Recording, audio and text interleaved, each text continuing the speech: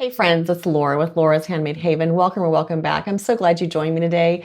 I would like to share with you just my own honest review of EQ8 and designing a couple quilts in EQ8. I'd like to share with you why I designed them in EQ8, my honest review of the software, how I planned the quilts, how I checked my fabric requirements against the fabric that I had on hand, and give you some sneak peeks and some layouts and colors that I chose for my Mizzou graduation quilts. So I'm going to show you just some stuff in EQ8, and then I'm also just going to kind of walk through my process of how I designed the quilts. So I'm going to share my screen and put myself in a little bubble, and then we will get to work on playing with EQ8 a little bit and just hearing about that review.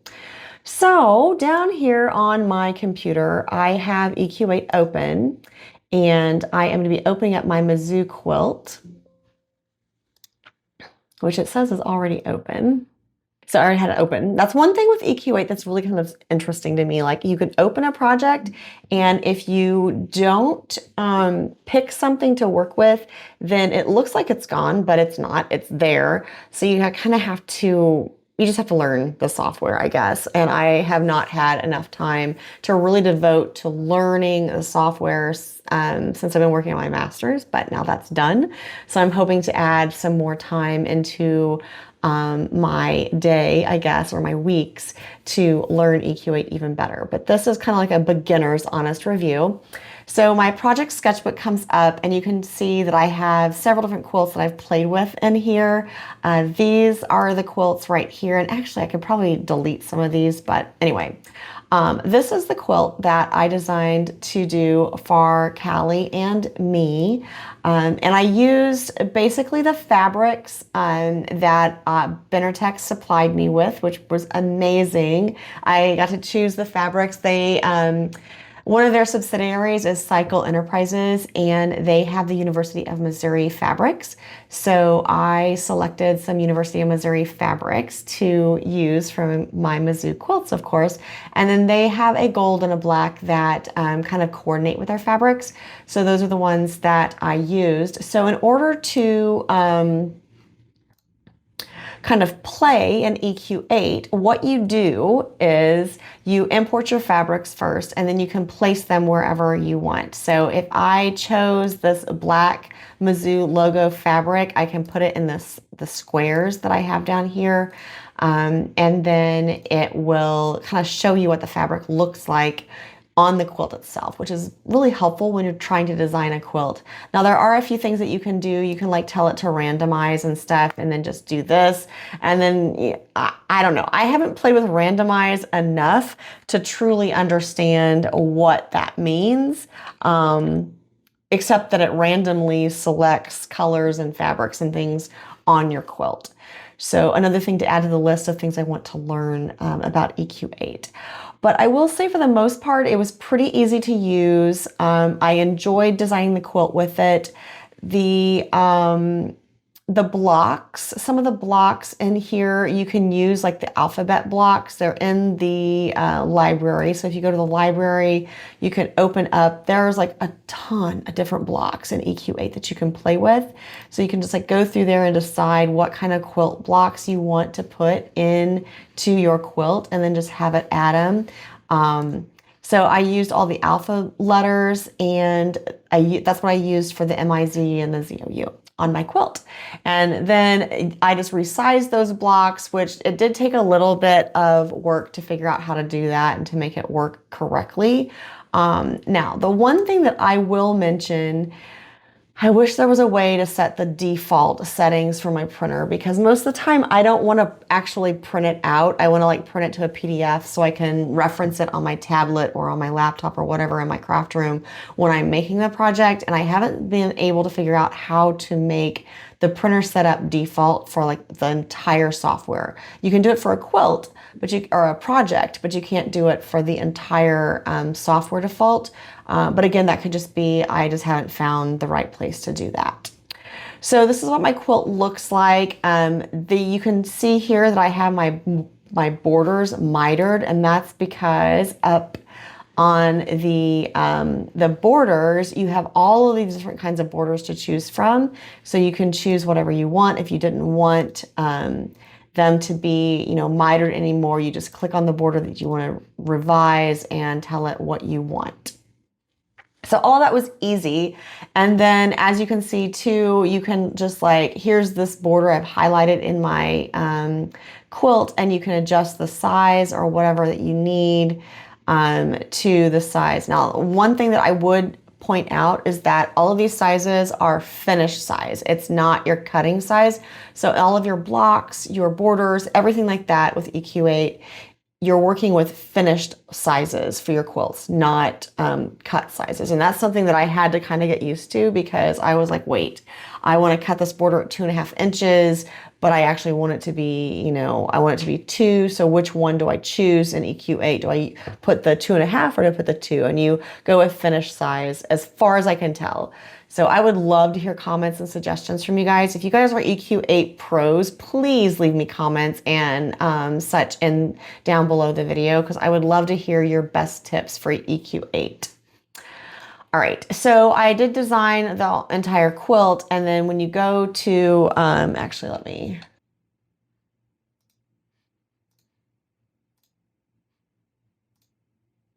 all right, so I had that quilt completely messed up. So I just went and opened a fresh copy from the sketchbook. I did not save the one I was playing with, which is nice, because that way it's it's the best undo you have. If you have a design that is set, you can definitely go back and get that design again.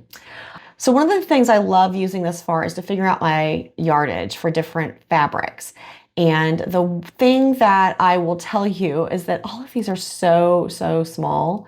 So let's see if we can make this bigger so you might be able to actually see it on the page. And I go to preview, and then, okay, so it shows me right here that I will have how many patches I'll have, the yardage estimate, and then the fabric name. When I imported the fabrics, if I would have actually given them their actual name, their name would show up there, but instead I have their SKUs, which is fine because I knew which fabrics I was working with. But if I was working with something like one of Lori Holt's collections, for instance, then I may go ahead and take the time to rename all those fabrics.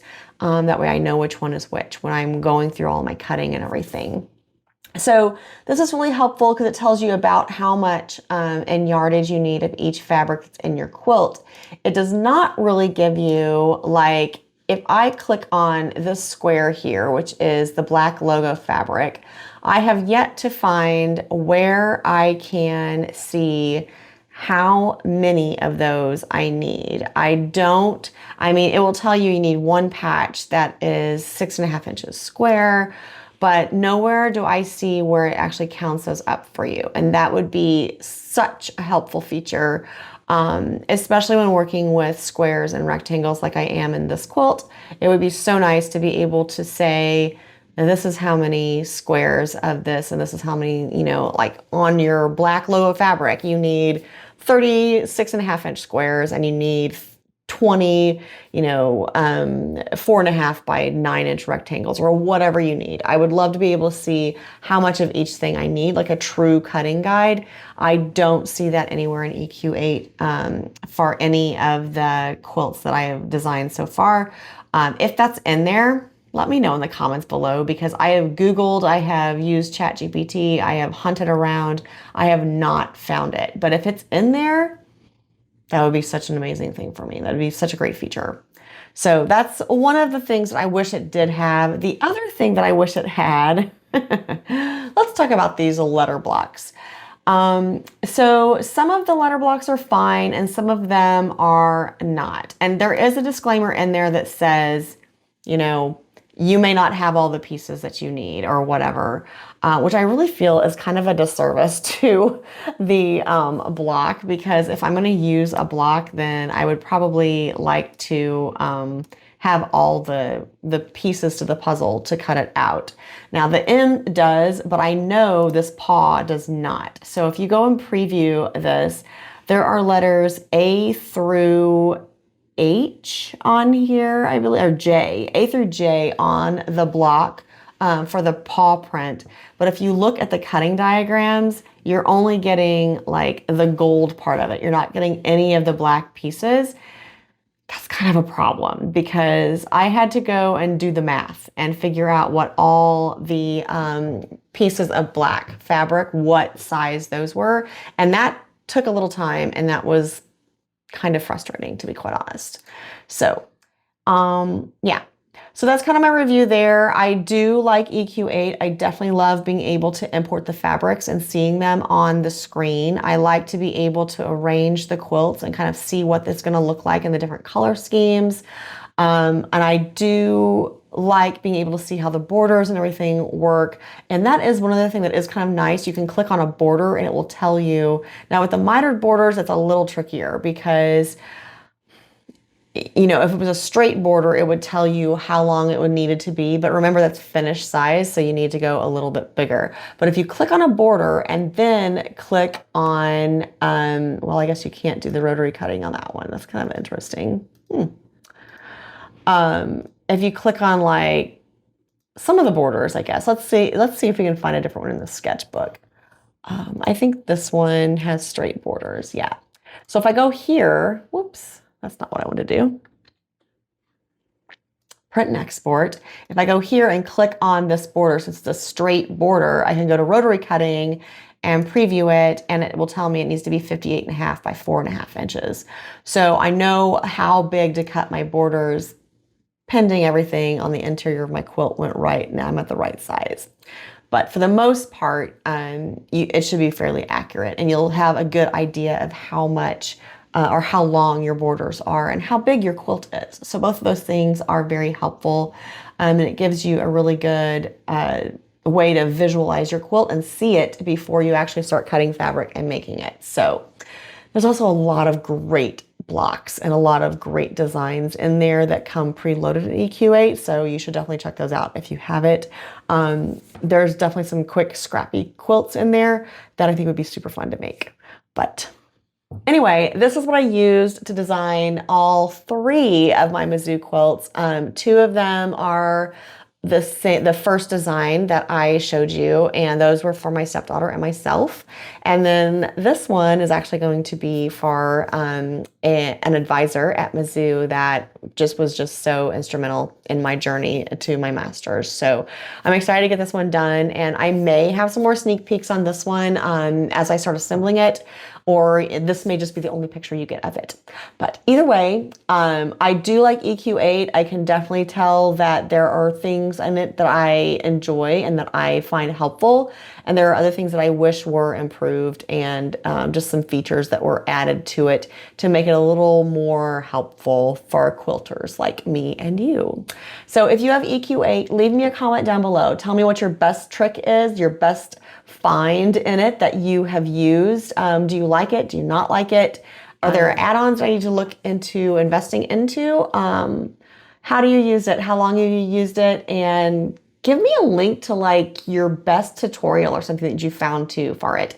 I would love to hear from you, and I would love to hear your take on EQ8, and give me some feedback on what you think of my Mizzou quilt too. Until next time, find joy in all you do, carve out some time for crafting and creating, and remember, it's always better when you make stuff up.